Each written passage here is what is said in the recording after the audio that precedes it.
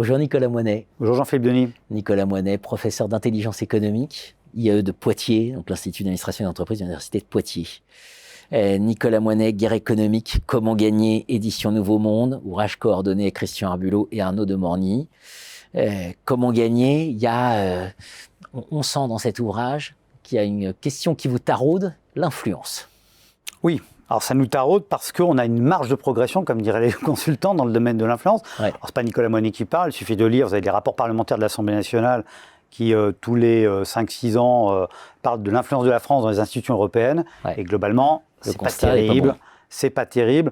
Aujourd'hui, de toute façon, les institutions européennes sont largement sous l'influence britannique, pour deux raisons. Premièrement, parce que les Britanniques sont toujours présents comme fonctionnaires. Le Brexit leur a permis de rester. Et deuxièmement, parce que les cabinets de lobbying sont essentiellement des cabinets britanniques ou américains. Voilà. Donc ça, c'est le premier point. Donc là, on a une marge de progression. Et dans notre culture, c'est vrai qu'on a beaucoup une culture de la force et pas suffisamment de la ruse. Il faudrait rendre l'apprentissage du billard obligatoire dans les écoles de commerce, du billard français, pour apprendre à jouer avec plusieurs bandes. Voilà, ça c'est important parce que c'est ce que font nos partenaires et néanmoins concurrents. Voilà. Et puis l'influence et l'arrogance, sur la métisse, la ruse. Exactement. La sagacité. Voilà. Et puis l'influence et l'arrogance ne font pas toujours bon ménage. Et si on a des gens de très haut niveau technique, et des fois pas toujours, et on ne sait pas travailler, et ça c'est prouvé, on ne sait pas bien travailler en équipe. Donc, à un moment, il faut faire des coalitions, il faut savoir aller chercher des alliés. Voilà. Un cas très instructif, le cas paratonnerre. Alors, France paratonnerre. Je pense que c'est probablement le cas majeur de cet ouvrage parce qu'il est extraordinaire. Il est raconté par une chef d'entreprise. C'est ça qui est très fort. Donc, France paratonnerre, pour faire simple, c'est l'histoire en fait d'une technologie française. Ça s'appelle donc les paratonnerres à dispositif d'amorçage, qui vient finalement sur un marché qui est largement détenu par les anglo-saxons et notamment les Allemands, qui est le paratonnerre à tige simple. Évidemment, ça va pas leur plaire.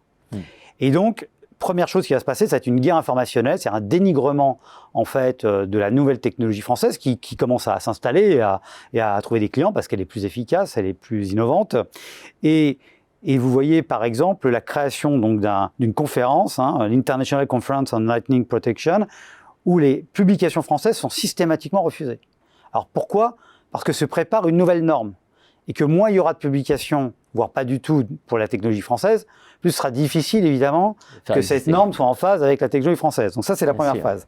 Deuxième phase, donc la guerre normative, et effectivement la norme qui est mise en place va à l'encontre de la technologie française et donc demande que cette technologie soit retirée du marché. C'est le premier point. Ni plus ni moins. Voilà. Et à partir de ce moment-là, on a cette chef d'entreprise qui reprend en fait les rênes de France paratonnerre, qui se dit c'est pas possible. Donc elle va organiser une manœuvre de contre-influence. Elle va se rendre compte d'ailleurs, petit tacle au passage, que c'est pas toujours les étrangers ses pires ennemis, mais même que certaines structures françaises ne croient pas dans la technologie française. Je vous laisserai découvrir. L'art de se tirer une balle dans le pied, voilà. de se suicider. Voilà. Et là, elle met en œuvre, alors c'est incroyable, elle met en œuvre un dispositif de contre-influence, comme quoi c'est possible quand on veut. Elle va bien sûr se confronter déjà à la fameuse conférence pour, par l'argumentation, montrer qu'ils ont tort, et par la démonstration, voilà. Elle va créer une plateforme de promotion. Elle va créer un symposium alternatif, qui va s'appeler l'International Lightning Protection Association, donc pour contrecarrer la première, et puis aussi faire appel à un cabinet de lobbying à Bruxelles. Elle va être appuyée en plus par la DGSI, qui va venir discuter avec elle, lui expliquer qu'en fait il y a d'autres acteurs dans le jeu, et la DGSI va remonter en fait cette affaire au plus haut niveau de l'État. Et au final, dans une réunion où, a priori, les gens s'apprêtaient à voter contre la technologie française pour la nouvelle norme, eh bien, elle arrive à emporter l'adhésion par des argumentations scientifiques, mais aussi par tout le travail qui a été fait en amont. Et la nouvelle norme, en fait, est favorable à la technologie française. Et cette technologie française est aujourd'hui présente dans 120 pays. Extraordinaire. Donc, l'influence, parent pauvre de la réflexion stratégique. Sauf quand on le veut. Sauf quand on le veut. C'est sans doute le message cœur, d'ailleurs, que reprend Christian Arbulot dans l'édito, ne pas subir.